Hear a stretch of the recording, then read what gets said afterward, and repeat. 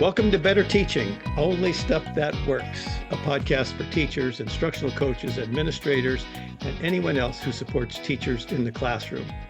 This show is a proud member of the BE Podcast Network, shows that help you go beyond education. Find all our shows at bepodcastnetwork.com. I am Gene Tavernetti, the host for this podcast, and my goal for this episode, like all episodes, is that you laugh at least once and that you leave with an actionable idea for better teaching. A quick reminder, no cliches, no buzzwords, only stuff that works. There's been a lot in the news lately about teachers leaving the profession, even leaving the profession in the middle of the year. And you wonder what in the world is going on. Today, my guest is one of those teachers who did leave in the middle of the year. And I'm very excited to be able to have a chance to talk with her and to find out a little bit about what her road was to leaving early and talk about her experiences. And so my guest today is Janae Tovar. Janae is a project manager for Oracle Guided Learning within Oracle University. Oracle University is one of the world's largest IT training businesses, delivering modern learning solutions to Oracle customer and partner ecosystem globally. Janae has worked with customers to deliver Oracle Guided Learning, an enterprise cloud platform that supports the creation of personalized, guided, and contextual user guidance and support, ensuring efficient adoption of Oracle Cloud applications. Janae's career has been focused on training, adult learning, systems leadership, and change management.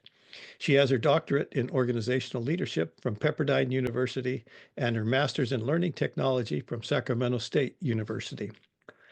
For her undergraduate education, she attended the University of California, Davis, where she played basketball for 4 years. And she also had the good fortune to play professionally for the Club Olympique des Pouilles in Valais in France. And I'm sure I didn't say that well, and I'll have Janae repeat that. So again, welcome our guest today, Janae Tovar. Janae, it is so great to see you again. Now, I didn't tell you that I was going to ask you this, but I wanted to see what you had to say. Okay. Now, in the introduction, you mentioned that you had played professional basketball. How Mm. how tall are you? Oh, now I'm safely about 6'2", but I was always listed as 6'3" when I was playing basketball at UC Davis. Okay, so it was very clear when you were in front of a room, you Yes, were a tall person. that's And right. and I want to think that I gave you the best opening before you Yeah. spoke. Yes, You remember what yes, that was? Could you yeah, share that? yes, I would say, and I'll just, I said, I would say something to the effect of, in case you were wondering, yes, I did play basketball. No, certainly. I mean, you were very instrumental in me having that opening line. That's for sure. And you know what? And it always worked. Do you still use it? Although you're mostly I online now, or No, do but you? you know what's funny? You know what's funny is because I'll catch myself wanting to use, because so much of my life, I think, from an analogy perspective, in fact, it'll no doubt come up today or in this conversation, but is through the lens of like sports analogies, or like I experience things through the lens of being a former athlete. And so when I'm online, I will say, actually, what I'll say is, we haven't met, but if we did meet, you would see that I'm extremely tall. And I would say, and I mean really tall. And that's how then I segue into, the idea that I played basketball and different things like that. So yeah, Well, it's a thing. yeah, I want to think that I have some, contributing something that I've contributed that will last the rest of your career. Oh my And gosh, so, sir, that I so, don't want you to worry too much about that. You can count on it. so Janae, I said in the introduction that you were a teacher who left the classroom in the middle of the room, in the middle of the room, in the middle of the year. But Yes, could you bring us back a little bit, sure. before you left the classroom, what your history was in public education in the Sure. K-8? Yes, yes. So, Early on, I had the opportunity to be an intern while I was getting my credentials. So I did have time as a third grade teacher. I was sharing a classroom with another more seasoned teacher. I surprised myself with a pregnancy that wasn't planned. So there was a little bit of a blip there and then my husband and I moved. So a lot of things. Anyway, the reason I mentioned that is because when the district near where we were living is the district that I applied to at the time when we moved, it was a little late from a hiring season perspective. So I did manage to get in at the district, but I was working as an English learner specialist at that point, English language development specialist for the district.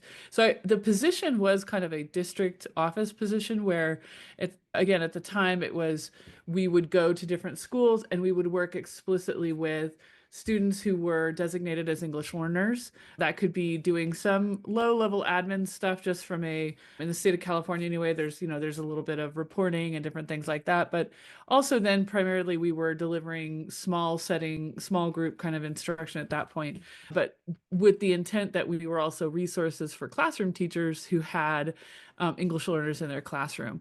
So we did a whole mix of things as district office employees, a mix of teacher support and education, but also delivering instruction to small group classes of students that maybe had, that were lower levels of English proficiency, et cetera. So and that could have been from kindergarten all the way to eighth grade. It depended on the needs at the school. Then after a number of years of doing that, I pivoted back to the classroom. Again, it was a third grade at that point at a school within the same district. So that's my experience in terms of classroom teaching or experience in the school district at that time. Okay. And we met when you were working at the district level.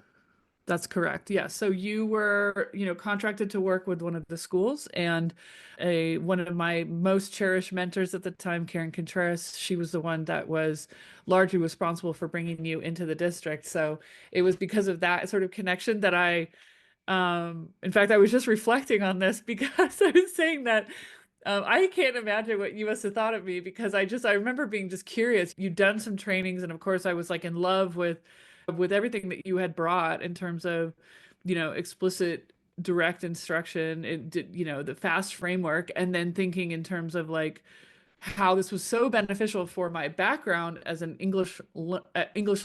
language development instructor, because I just was obsessed with the idea of efficiency and all these things that you were bringing. So I think I just reached out to you at one point because I was curious about your own transition from K-12, what have you, to being a consultant. So I think I recall one of the first times I reached out to you was because or not reached out to you, I can't even remember, but it was one of those things where I just was like, hey, do you mind if I ask you? And you, of course, were very generous with what your experience had been. And that was the beginning of our friendship.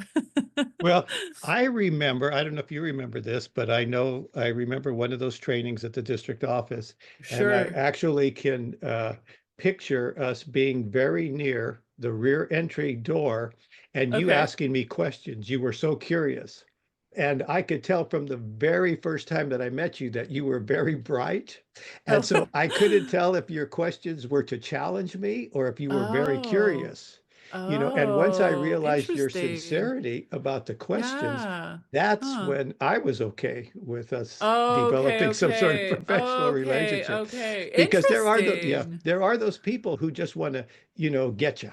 They Yeah. want to get your question, but Oh no, I certainly know. Yeah. you were always very sincere in that. Well, So you thank went you. back to the classroom Correct. and Yeah. and tell us about that because Okay. Yeah. because that's a big theme today. Right, right. Okay, so I guess one thing I want to just mention, I guess, as we're reflecting on my experience just with teaching in general. Both of my parents are teachers. My grandmother was a teacher. I have so many memories of being teacher conversation adjacent. And so there's a lot of comfort to listening to teachers. In my mind, I associate it with like positive things, like teachers talking about the problem solving that they have to do in the course of just running their classroom. Or, I remember distinctly my mom and my grandmother talking about planning for a fifth grade social studies unit. So I have a lot of positive memories associated with that. My dad was a high school biology teacher my entire childhood. Like I have no memories of him not being a high school biology teacher, obviously. And so, and I grew up in the summers helping him clean his lab tables, getting ready for the next school year. So I grew up on a high school campus. I just had a lot of really positive feelings around public school and teachers and campuses, you know, but I also remember thinking, I do not want to be a teacher. And I don't want to be a teacher. I've seen the dark side, but at the same time, there was this moment in my adult life where I thought, I was newly engaged. I thought, this would be a good career for me. I'd like to have kids. I don't know who came up with that myth that teaching is a great career for moms. I don't, it's a challenging career like any other career.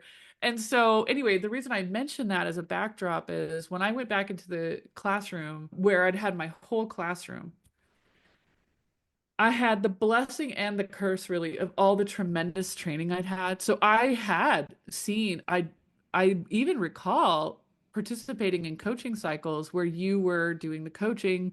So I knew what effective teaching looked like. I knew like framework wise how to approach a lesson. I actually have no problem being around any age of kid. I don't know that I do really well with kindergarten, but like all the way up till obviously eighth grade, high school, there was no, I felt, as I said, I felt very comfortable in and around school campuses.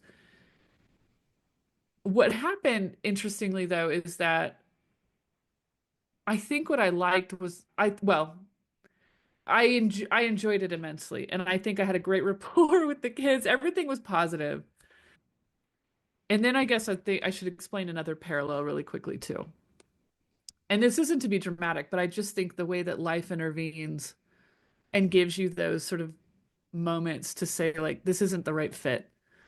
So just coincidentally, the same year, actually it isn't coincidental because part of my decision to pivot back into the classroom was the result of my husband being deployed to Afghanistan as a U.S. Army soldier, and so he was gone for a year. And I had at that point I had three kids. My youngest was 4 years old, and so that means I had a 4, a 6, and an 8 year old, and I was working a full-time job, etc. And so I think looking back, I probably was dealing with some, no, I know I was, there's no probably about it. I was dealing with some mental health challenges as a result of all the pressure and just the experience of being the spouse of of a service person deployed to a combat, zone.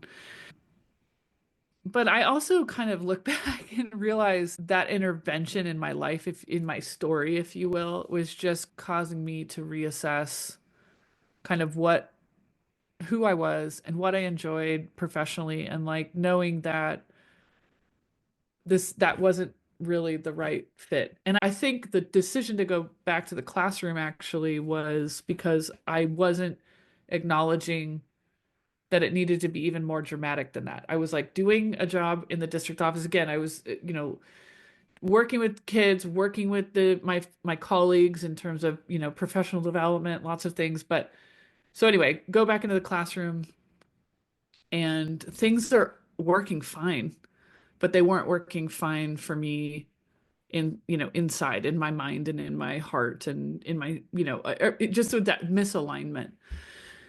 And so I just didn't, there was a day where I realized this wasn't fair to the kids actually. And looking back, it was, I have enough years I mean, that was, that was like 2013. I have enough years now on it, but at the time it was a lot. It was a lot. And I just had a moment. The kids had gone out to recess and I just knew that this wasn't fair to them. I couldn't I was so again, I'd like to say too that like there was a significant portion of it that was my mental health really needed to be addressed. I was really falling apart. But I just also like then I guess the blessing and all of it looking back was the realization was it's the kids deserve more. Like certainly I needed to take care of myself, but I'm also recognizing that, like it's not a job you really can mail it in very well. You can't, I mean, some people do, gosh. Sadly, some people do, but it didn't sit well with me to be that person in these kids' lives, knowing how important effective instruction is for kids. And so like that day, I went and talked to my principal and I basically said, I can't do this. I have to go. Like, I can't do this, which was very challenging because, that's not done. I mean, it's not often that teachers leave mid-year. And so, I felt, yeah, it was really challenging. So Um, let's so you made the right decision for yourself. You were yes, convinced I you made did. the right decision for yourself. And Yes. you came from this family of educators. What was Right. it like? What was it like telling your folks? Did they, because thinking about the idea of, Yeah. no, this is so how did that go? Or It's so interesting. No, it's so interesting that you asked that question because, you have those memories that are so, so, so burnt into your brain, just the clarity that you will always have of the memory. And one of the memories I have is going and telling my dad. And my dad is a lovely person, a wonderful person. And he was a high school, like I said, he's a high school biology teacher for like 30 years. And he taught in the same classroom for those number of years. And except for like 1 year where they had to move him out because they were remodeling the wing. But when I went and told him, what I so distinctly remember was the sheer number of emotions that played across his face when I delivered the news. And the and all of them. Like, and it was like, I don't know so much happiness. There wasn't any positive. Let me say it that way, actually. It wasn't okay, positive emotions. yeah. And I know if we were to have him in this conversation and ask him, he would probably say that his primary concern was concern, was not so much fear, but like, what are you gonna do? Like, but there was definite like anger. Like, it was like this, like it looked like anger. And again, probably because he just knows that, like, so disruptive to just things, and just even just the idea that would be such a significant choice. And I told him, and I mean, to his credit, it's not like he got a hold of himself, but I certainly saw all those emotions play across his face. And it's interesting because as you're saying that too, and I know we kind of, the idea of like the what you experience when you make that decision. I remember the look on my principal's face when I told her. And adults are, some people are really good at schooling their features, but you can still tell, you can still see. And a lot of times in the moment, it was very clear, like, okay, I've created an administrative problem for her. Like, she now has to deal with the fallout, communicate to parents, just to call the district office. I remember the superintendent of HR coming over like that day and wanting to talk to me, to see if I had a different job or what, to get the sense for why I was leaving, kind of thing. So just that over. And like, again, going back to my dad, I remember, as I didn't stay long, not because it was like I was smoke bomb and disappear or anything, but just, like, it was like so difficult to watch that play across his face. And again, understand that was his response. Like, it's fine that he was feeling all those things. And I was feeling still very resolved. I felt a peace around it, actually. But walking out of the house with my husband and getting in the car and just kind of like looking at him, and him knowing, just with a knowing look, like that was really hard. So yeah, it was, whoa, gosh, sorry, one more. Because now you're kicking up all these memories. I also then there was a staff meeting where it was announced. Oh gosh, what's funny is talking Were about you this, I can there at the feel staff myself. meeting when it was announced? Ooh, Yeah. okay. Okay. And because this is actually very interesting, Gene, because this is actually, it's touching on a lot of emotions for me. Those teachers I had so much respect for. Do you see what I'm saying? This wasn't Yeah. because I was in a bad situation. I still consider many of these people for like I send them holiday cards, like Mm, there's people that I still care. I have so much appreciation and respect for the school I was working at and my colleagues and but I just knew it was not the right fit. And so having to sit in that room while and the tone of the announcement was not didn't feel critical or judgment. It just was. It was me being there where the decision was being, like my decision was being yeah, announced. And I just, people's faces look, I mean, they trusted me enough to know that, like, and I was, you know, apologizing. Like it was, but I would say this played out the way that it did because of the relationship I had with these people. You know what I'm saying? But yeah, it was painful. It was painful to feel like I was letting them down, and to know that like I wanted to give them all this explanation, but really no explanation is really gonna, I mean, what are you gonna say? It's just not, this is not where I yeah. just am not supposed to be here, I guess. I don't know. Well, a big thing that's different about your story than some of the stories that you hear these days is Mm, that, you know, somebody leaves Thursday night and they're never heard from again. right. So this was not like that. Now, you had to talk to your parents who were Mm, educators, and you faced your staff at a staff meeting like that. Was there anybody try mm. to guilt you about this? Try to make you feel guilty about this? Try to change your mind, or Maybe it's a testament to who I am, just in the same way that you were trying to discern, like, is she coming for me or is she really just curious? Maybe I just give off a vibe that nobody's gonna try and come for me. I don't yeah, know.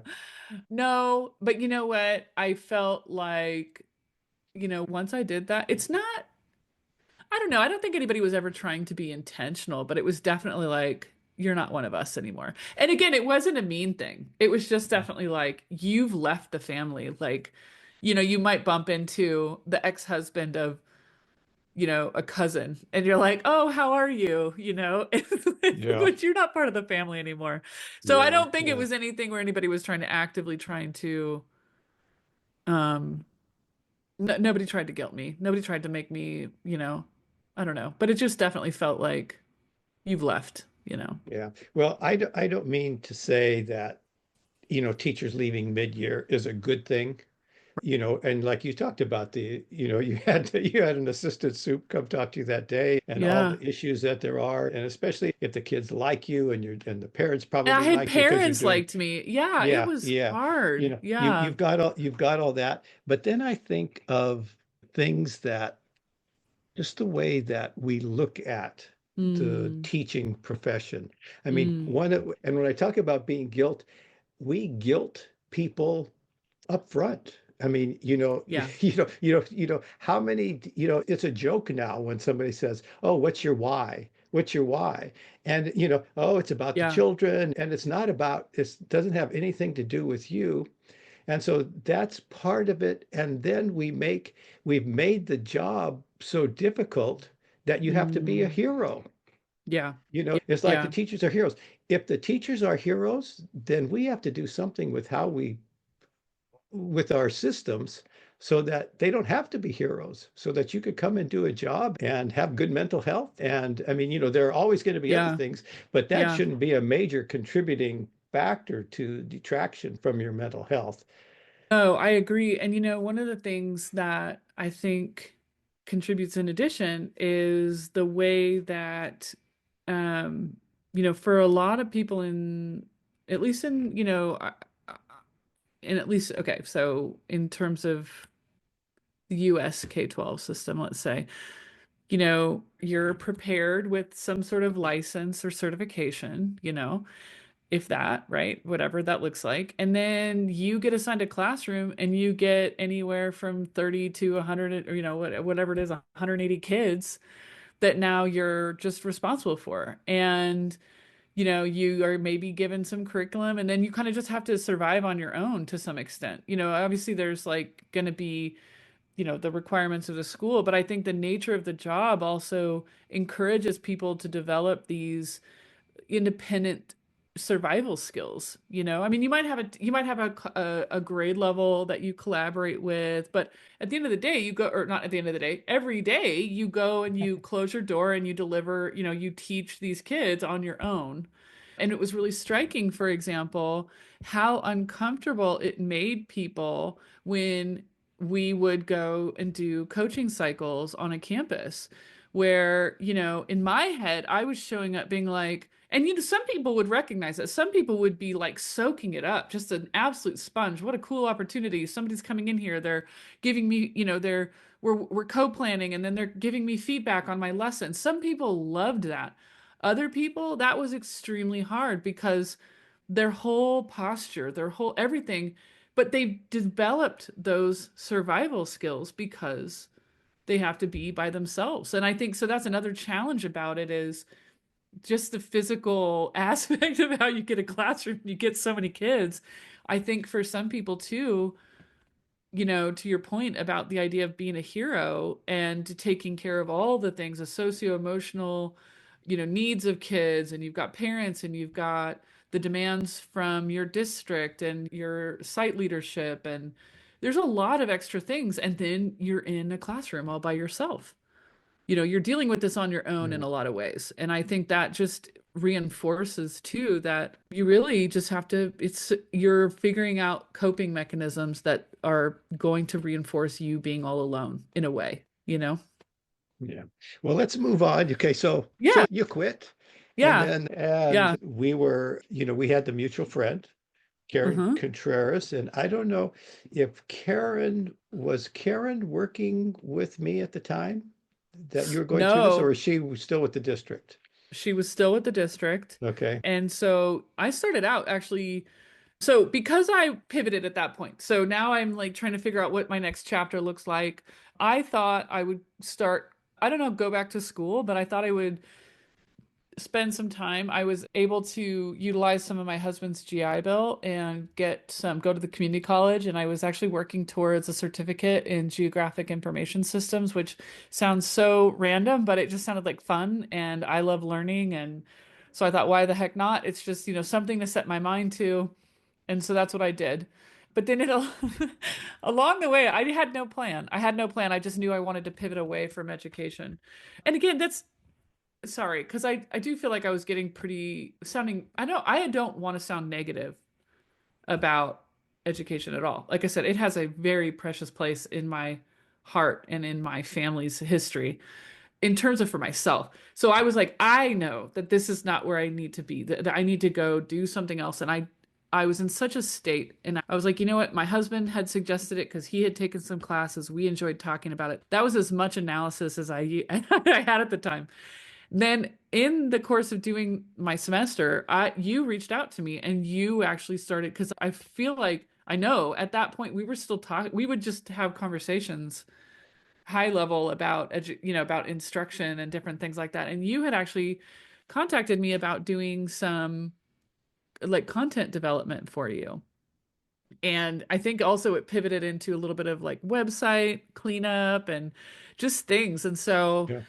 that was really just reconnecting with you from a professional perspective was really just because we'd had developed the friendship, but also because you were like, hey, I've got this basically like gig work. So it's like you sucked me back in thinking about instruction and everything. And so at that point it was like it just felt like gradually I got back into sort of the K-12 realm because at that point I was, you know, working with you around, you know, to be a consultant, I guess, you know, but it started out just me helping you clean up some PowerPoint slides and stuff for, you know, your presentations, which was probably great, you know, considering I'd kind of had this major sort of break with this, you know, life path, if you will. And then it really was this beautiful way of you allowing me to carry forward some things that I still enjoyed thinking about. I still enjoyed, you know, grappling with, and even the idea that I would be helping other people with the same things that you were like that I remember being so in love with when you presented to my district that you know, that I loved. I thought, you know, shoot, like if that's something, I mean, genuinely, I remember, you know, like if that was some way that I could like help teachers with the same kind of cool insights and efficiencies and, confidence that I was like, that sounds really cool. I should have said this earlier, now we'll Yeah. do the full disclosure that Okay. we did end up working together for a That's right. number of years. And, you talked about going back to community college, but I was from the very beginning just impressed with your intellect. And I saw you as somebody, you need to go get your doctorate. You are the type of Mm. person who needs your doctorate. Mm. And then you went back, you got your master's because you found out all the programs wanted a master's. I had to get one. That's right. That's Yeah, right. yeah. That's And right. and then I remember just trying to convince you, Janae, just you don't have to work this hard. You don't have to work this hard. You know Just get what? it. You know what? Preparing to, or, knowing that, putting my mind to the idea that I was going to come to this conversation, I had so much fun thinking back to conversations that I, again, still recall. There was a time we were driving back from working at a district in Southern California. And so we were chatting because we had a long time in the car, right?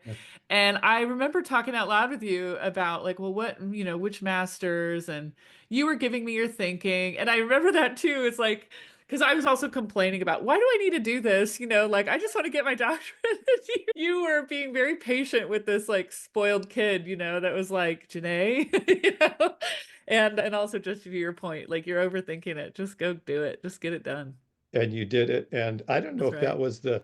if that was the time coming back from Southern California where I had an encounter with a teacher, and Janae, you were the only witness to the only time that I yelled at a teacher. That absolutely was the same weekend. That's so funny. And I was brand new, so I had tagged along to kind of shadow. And it was like, it was great because we got to talk about, you were like, that is not all the time, but that was, she was being over the top. And I can vouch for poor Jean. She Yeah. was being over the top. Well, and the irony is the next day she went in and did the most dynamite lesson, Oh, and it was as if the whole she thing never really happened. did. She really As if did. our whole That's right. encounter, difficult encounters, That's and that's so right. I didn't enjoy it at the time, and I could tell on your Right. face you weren't enjoying it. No, But I was like, how do we slink out of the room? Yeah. it was a great learning. It was a great Yeah. learning, and in 20 years of doing this work, it was the only time that I've ever raised my voice with a teacher. You actually, it's funny that you recall it that way because I recall it as speaking with your authority voice, which is what my dad used to refer to, like the voice a coach uses when they want the team to stop messing around and get on the line, kind of thing. So that's kind of funny you recall it as yelling, but yes, you definitely had to speak sternly Yeah. to get it back on track. So, so you did it. It's Mm, interesting. I talk to so many people, and it's yeah. interesting that we're talking to you now, and we want to talk about, a little bit about the work as a consultant and you Yeah. making that transition. Yeah. Because just last week, and I had a person who works in publishing, because there are Okay. two things so many teachers want to do. They want to get a book published, Yeah. and they want to be a consultant. The checklist. So Yeah. so you became a consultant, Hmm. and working with me, we're working in explicit instruction, and we worked. Right. The big thing is coaching cycles. And Right. for those of you who have purchased my book, Teach Fast, you can see Janae, one of Janae's coaching cycles. There's some content in there that she provided. But what did you think it was going to be? How was it? What were the challenges? What was good? Just any Yeah. comments about becoming a consultant? Yeah. So first of all, I would say if anybody is considering being a consultant, get yourself an excellent mentor like Jean Tavernetti because I still to this day, I swear to you, Jean, I still to this day have recollections of things that you said to me that have served me even in my career where I'm not a consultant currently, right? One of the things you talked about early on was yeah, have that opening line. Definitely that, I love that one. But then also another thing that you had said to me was all you have to do is tell them one thing they didn't know and they'll listen to you. And I felt like, because one of my concerns, I remember also talking to you, since I wasn't like young from an age perspective, but in teaching anyway, everybody wants to tell you, anybody who's anybody's going to tell you how many years they've been in a classroom, how, all the grades they've taught, it is a badge of honor to be teaching for years and years. And I didn't have that. And it's not to say that I didn't feel confident that I could go in and like have a conversation with somebody. I remember being concerned that I would have enough experience so that I would be taken seriously. Because again, I know how much that's meaningful to people and I understand why. But you helped me stay focused on the idea that as long as you can give them one new thing, they're going to be open to additional kinds of conversations where they can continue to, learn and grow with me alongside them. The other thing that I really loved was truly, Gene, I could go on and on. So I'm trying to rein myself in, but that I really loved about the consulting, the model of consulting that I was taught under you was how powerful models are, in the sense that not only modeling what does good look like physically giving people a model, but also models of how you're going to engage. The idea that you were very clear with me from the beginning about, you keep it to no more than three, or you'd say, here are the questions I pose, or you would say, here's the way that I even set up the room. And I mean, part of that is just who you are, like in the way that you are reflective and curious, and you learn more about being an effective consultant, an effective coach, but also just the idea that you impress upon me the idea that if you can have some predictability in the relationship, that actually accounts for, that minimizes the degree to which it keeps the conversation focused and it minimizes the unknowns a little bit more. I mean, also thinking back, I can remember this isn't funny, but it's funny because I'm thinking about myself sitting in the room being like, oh my gosh. Because you'd have a day where, and I'm not laughing at anyone's distress, but I'd have a day where somebody was just having an off day and they come in to do a coaching conversation, a reflection, post lesson Yeah. conversation. And all of a sudden I've got a woman who's crying and I'm heartbroken. She's having a really tough day. But in my brain, I'm Yeah. like, Yeah. yeah, your lesson went fine. I'm so sorry. So I'm saying that's what's going through my mind. But, Yeah. that kind of stuff where the more that you can equip yourself with those structures and with that sort of consistency, not because you're trying to be a robot, it actually, again, provides that sort of comfort and confidence for the relationship, for the interaction, because you're, like I said, you're minimizing some of the unknowns and you're keeping the conversation focused. That was my experience with consulting, as well as also just having so many stories of the individuals, the personalities, the situations where I genuinely was like, okay, what do I actually do right now? Because the kids are low key mutinying and this poor teacher's getting eaten alive. Like, what do I call somebody? Like, situations where they felt like they were kind of tough, they were kind of wild. But I mean, even for all of those, I had so many instances of sitting in the back of the room being in awe of what teachers can do and being so Mm. in love and my heart just being full watching 6-year-olds just so pumped up because they're successfully adding with this new condition kind of deal. So it was Well, an interesting. yeah. Well, Yeah. two things I want to bring up is because when you began consulting, with me, you still had your three kids. Yes. And it included some travel, and that was one thing that I always tried to Yes. do, and Yeah. that I'm trying to give a little advice to people who want to become consultants is that the way that we contracted with schools, Yeah. I would say I would develop the contract with the school, and then I would say, Janae's going to work with you. She will call you to schedule the day. So you had some power over when Correct. you took calendar. And I Correct. think that was an important thing. Did I say I was going to say two things?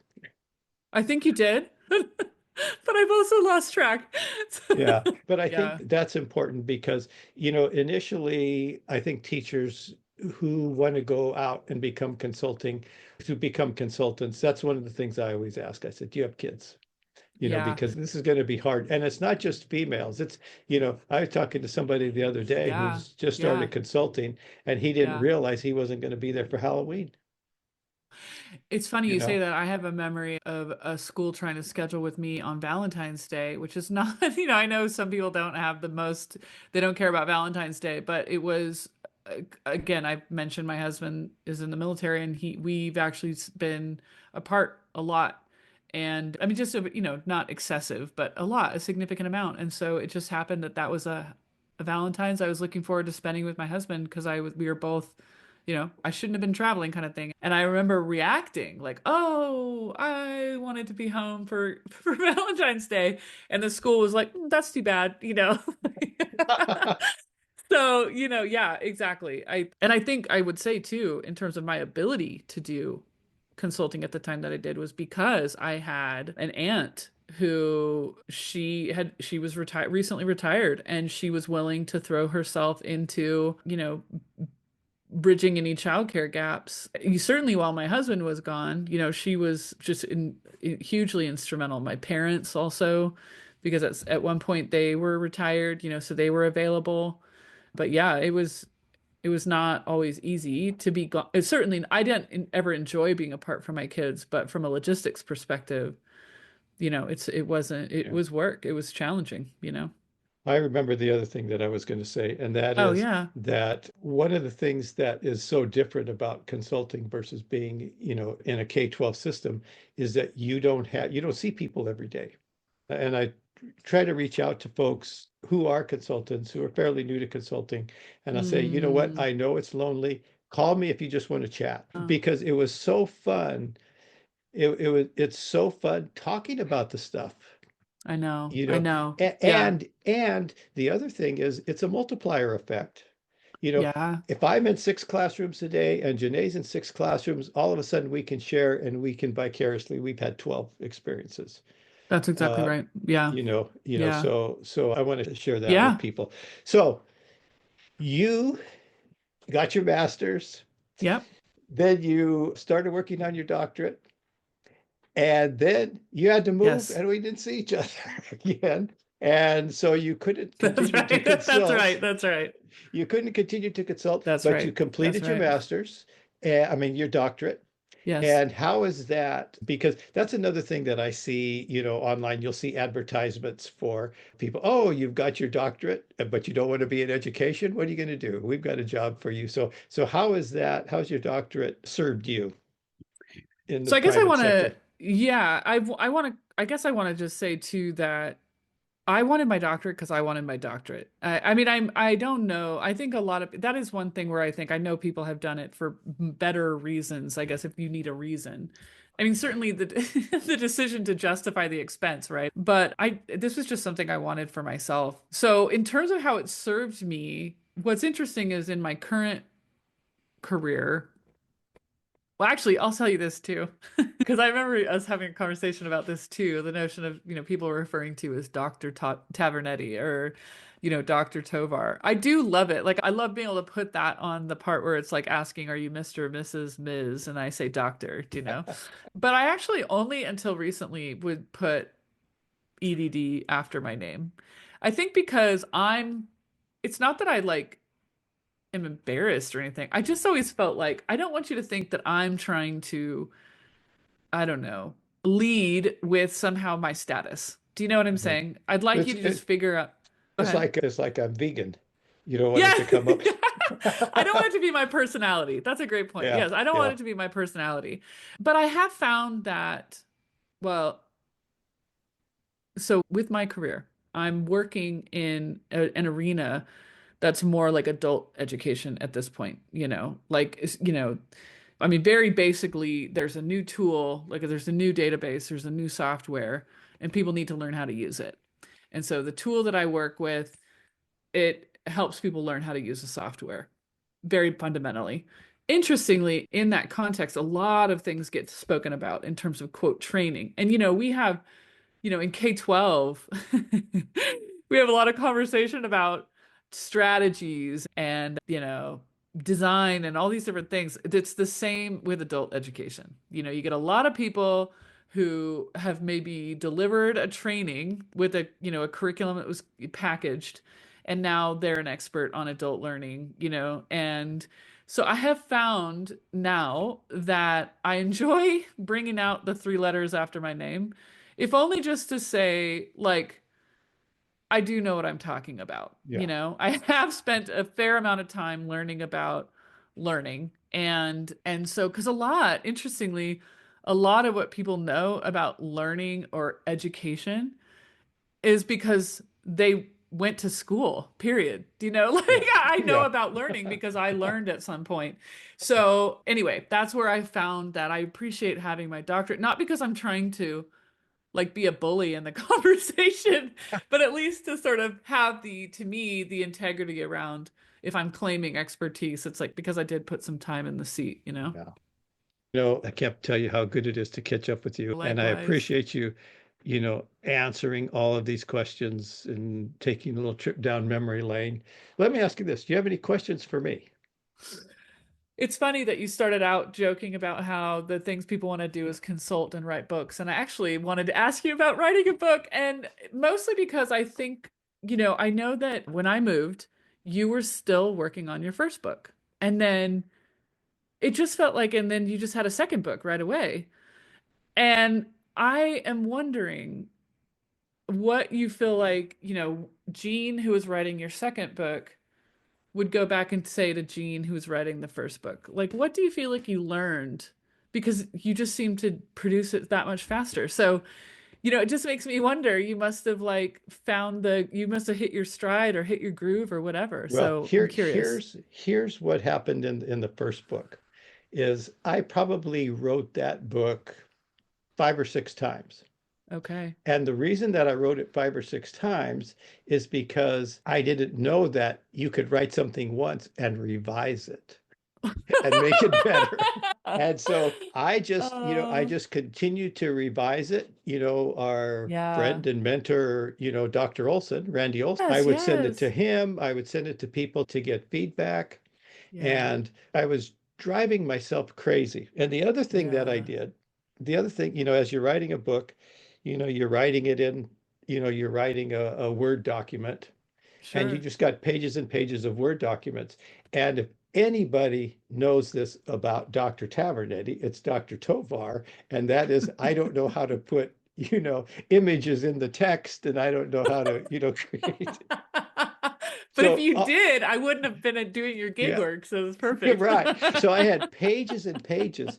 And so what I did, I had a friend who had worked for McGraw-Hill, Oh, and okay.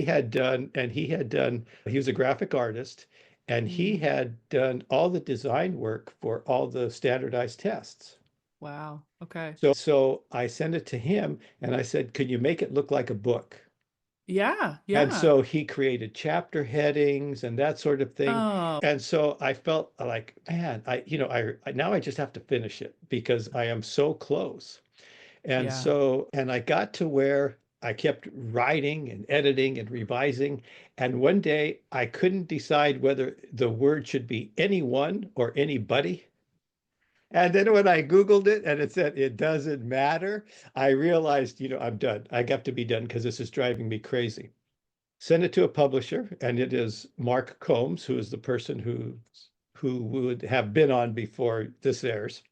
And he said, wow, you have a whole book, because most people don't do that. It's not like writing a novel. They do the proposal. You do a proposal. And Yeah. so because it was so complete in a Yeah. way. I mean, it still needed to be edited and a Certainly, professional editor, certainly, certainly. but so got that done, and then so it went quickly. Yeah. And Yeah. it was all about the only thing that I'd been doing for 15 years. Sure. So Sure. that was that. And then my second book, which was, so the first book was about instruction, second book was about coaching, but Yeah. it could have been one book, really. Oh, I see what you're saying. Sure, sure, sure. So it was just a continuation, of that second of how to implement, how to coach around effective Sure. instruction. And so to do a callback to something you said earlier about a teacher crying, there's even a piece in there about what to do when a teacher cries. Oh my gosh. I don't think I've read that whole book. I've Oh, skimmed it, but I'll have to go back and find that section yeah, now and just giggle. Yeah, yeah. that's So, wild. so that's what I learned. And for me, Okay. I was able to do them quickly because I didn't have to do a lot of research. Yeah. It's all Yeah. evidence based, but Yeah. I didn't put the references. People who know the research can go in and say, oh, I see that so and so. I see that so and so. Of Sure. course, this works. Sure. Sure. So Sure. that's how the second one happened. And Yeah. it's a lot easier to get the second book published because you already have a publisher.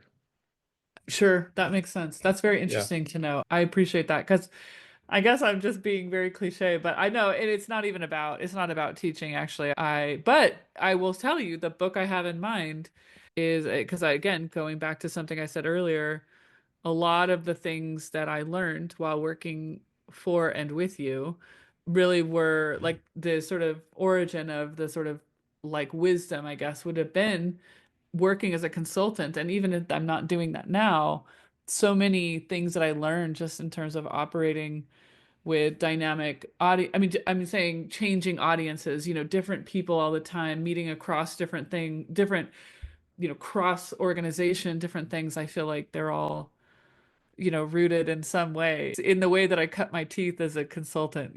So All I have right. another Well, question for you though, okay. because Okay. Okay. another thing that I remember you talking about with respect to your book when you were envisioning it, you were talking about your goal to do it, is you had also said that writing a book is a way that people can validate. I mean, you weren't being so, callous about it, but it is a way of validating your expertise in a way, right? And so, and then if it would effectively, it's a, well, how do I say, like, if you're up doing a seminar, you're doing a workshop or whatever, and you've got your book at the back of the room, like that makes people sit up and take notice a little bit differently. How has that played out for you? It's just an extension of your doctorate. Okay. Okay. Oh, you have your doctorate? Oh, good. Oh, did you write a book? Yeah, you wrote a book. Well, then the other thing that was It's happening to so me funny. is that after about, 8 or 9 years consulting, people would say, do you have a book? No, you need to write one. Yeah. Yeah. So that was Yeah. validating. And then I always felt Sure. like a weenie because I just hadn't sat down to do the work. To do it. Yeah, Great, I'm yeah. at that phase. I'm at that phase of my life, the feeling like a weenie because I just haven't sat down and do it. So okay, okay. Well, But I and guess do you Janae, feel like it's yeah, played out? it's it is exactly like doing your doctorate. I mean, it's just Yeah, okay. okay. So Okay. and Okay. I'm going to put you in Yeah. touch with Mark Combs, to talk Okay. about, and he could talk you through it. But I remember Okay. when I did my doctorate, we had our first meeting. We had a cohort. I think there were Yeah. 13 of us, and we all Yeah. met at this one place. And the director of the program said, "You did the hardest thing. That's getting in the program. Now all you need to do is the work." Is the work. And Yeah. it's the same, it's the Yeah. same, it's Yeah. the same, it's the same thing. And Yeah. so Okay. So I'll just, put it on the 2025 bucket list. there you go. And it's yeah, yeah. So Janae, I can't tell you what a joy Yes. I can't tell you what a joy it's been. Yeah, And likewise, Jean. This has been such a gift. yeah, and we will talk. If you're enjoying these podcasts, tell a friend. Also, please leave a 5-star rating on Apple Podcasts, Spotify, or wherever you listen. You can follow me on Blue Sky at G Tavernetti, on Twitter, X, at G Tavernetti, and you can learn more about me and the work I do at my website, tesscg.com. That's TESSCG.com, where you will also find information about ordering my books, Teach Fast, Focused, Adaptable, Structured Teaching, and maximizing the impact of coaching cycles. Talk to you soon.